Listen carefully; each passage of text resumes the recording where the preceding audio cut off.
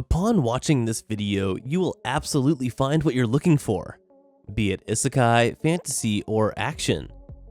Overall, all of these themes are well mixed with an overpowered anime main character who spices things up and plays the role of making these given anime TV shows more interesting to watch.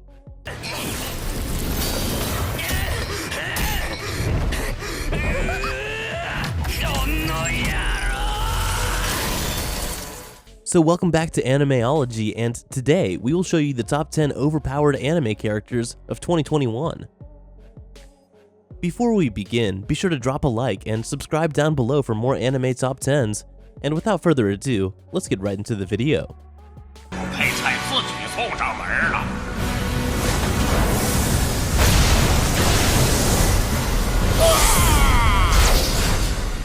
Number 10. ID Invaded.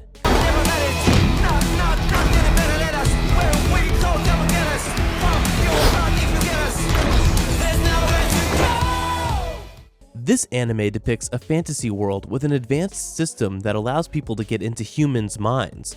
Well, this technology is used by the police, and with that, their task is to explore these psychological levels called ID wells to reveal the identity of criminals.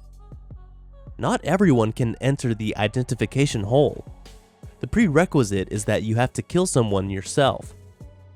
This is the case with former detective Akihito Narihisago, known as Sakaido at the ID wells. The tragedy occurred when a respected police officer was involved, and then Kura found himself on the other side of the law. Even so, Narihisago continued to help in prison. Although his great detective skills still prove useful for investigations, Narihisago notes that not everything is as it seems, because there is a far more sinister truth behind a series of seemingly independent crimes. Up next at number 9, we have White Cat Project Zero Chronicle.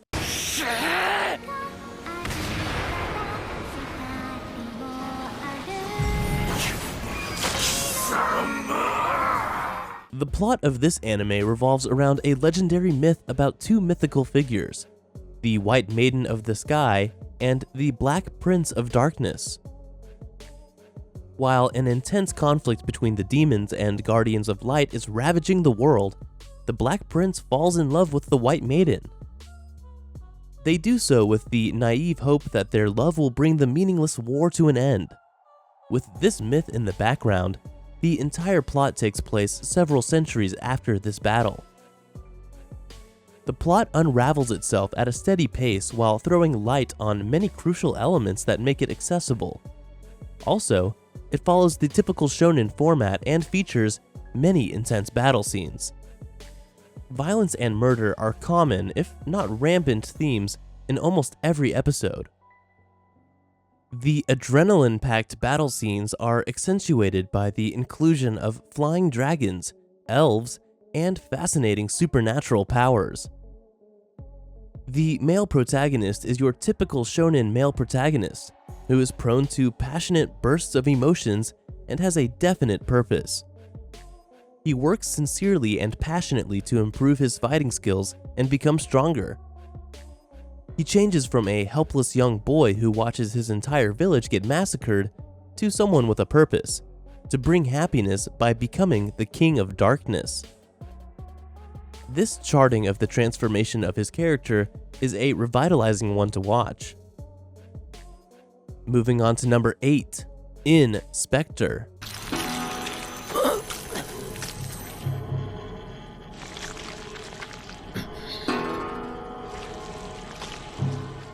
Inspector is an urban fantasy mystery anime with something of a novel concept. It's not based around finding justice or solving the crime, but instead on finding a solution that hurts the least number of people. It's a take that manages to be both pragmatic while also being upbeat.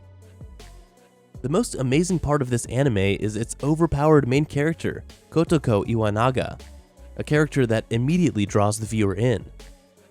She is technically handicapped due to her missing an eye and a leg, but she does not let this slow her down. She is a powerful and intelligent leading lady but still has the normal human issues of romantic crushes, making her quite relatable.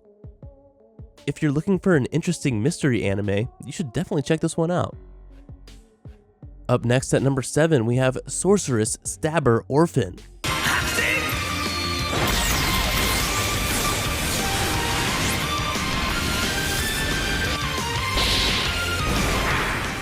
Based on the long-running novel series by Yoshinobu Akita, the story, and Yuya Kasaka, who does the art, the 2020 edition of the Majutsushi Orphan Hagure Tabi tells the story of how Orphan, formerly known as Krylancello, has been on a journey for the last 5 years to find Atsali, his foster sister who turned into a dragon in a magic experiment gone wrong.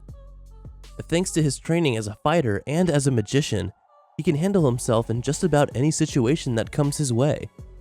Regardless, he learns to rely on his nakama, Climo, and Magique as they journey through the lands as they face the ghosts of Orphan's past. As its story progresses, the pacing of Orphan does a great job of world building for the audience and its characters. Orphan does an excellent job of showing not just how things work, but how they also make sense. At number 6, we have Kagister of an Insect Cage.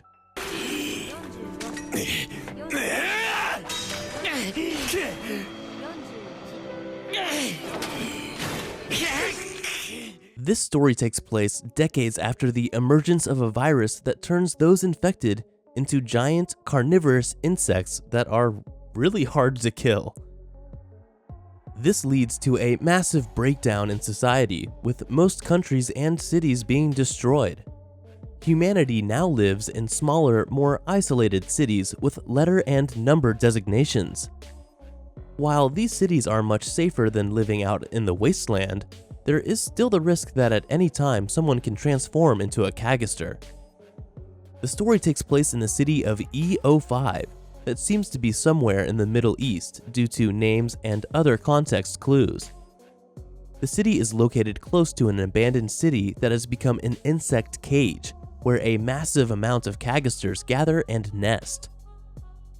The main reason most people are going to watch this show is to see some cool fight scenes, and this show definitely has some. It's just too bad that they seem to be spread out pretty far apart from each other.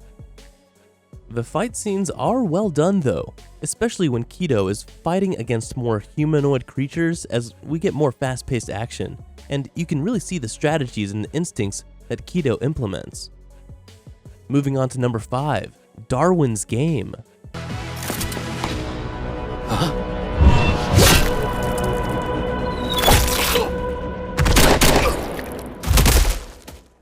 I'm in love with this kind of anime, where the main plot revolves around a survival game, and Darwin's Game is a good one that's totally worth watching. The story follows some students who received invitations from their classmates to play the Darwin Game, a cell phone game. However, as soon as they opened the app, a green snake suddenly jumps out of their cell phones, biting their necks and causing them to faint. Unfortunately, Kaname's curiosity improved and he used the application again. Because this application looks like another fighting game, Kaname heaved a sigh of relief and decided to start his first game. The pleasant surprise was short-lived when his opponent suddenly appeared in front of him during the match and tried to chase him with a knife.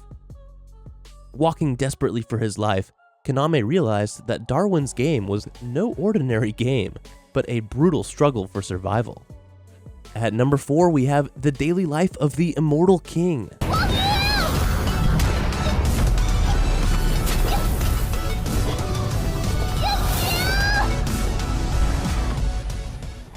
Nowadays, Chinese anime are becoming more interesting, and here we have an anime from 2020 with an overpowered main character that you'll really like. Just ignore the Chinese voice and focus on the story, as well as the great animation style. As a cultivation genius who has achieved a new realm every 2 years since he was a year old, Wang Ling is a near invincible existence with prowess far beyond his control.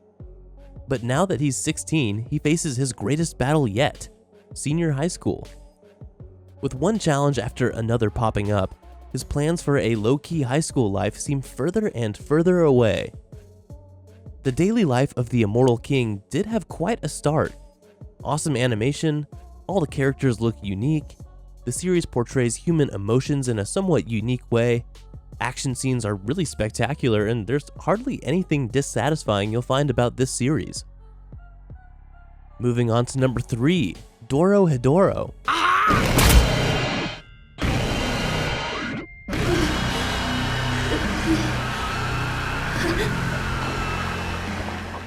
Doro Hedoro is a dark and desolate-themed manga series written and illustrated by Q Hayashida.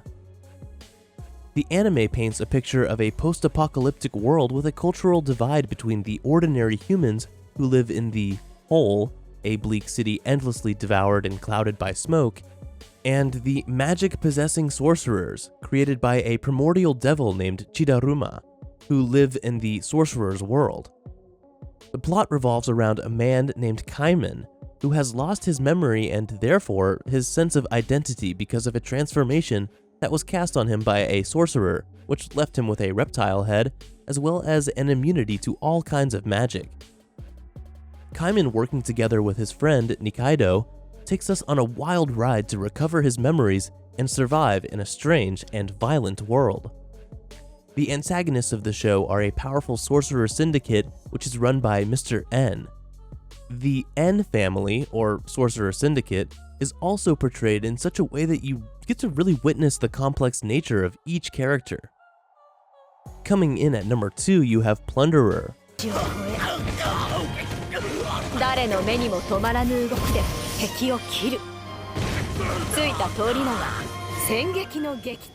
Plunderer is set in a post-apocalyptic fictional universe ruled by numbers.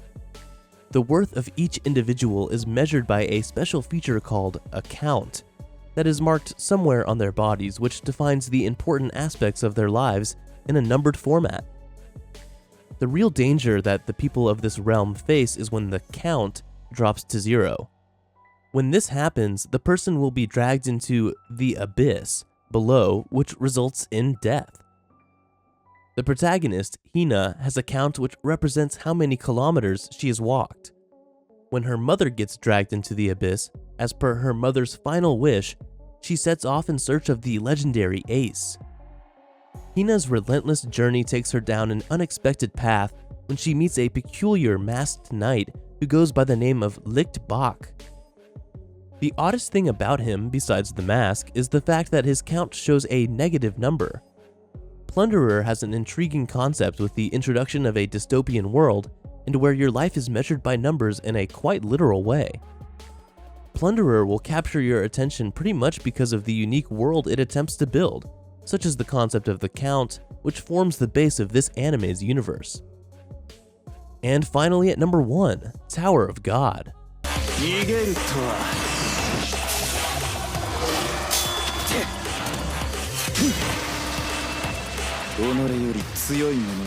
This story revolves around a tower that summons selected people called regulars and promises to fulfill their deepest desires.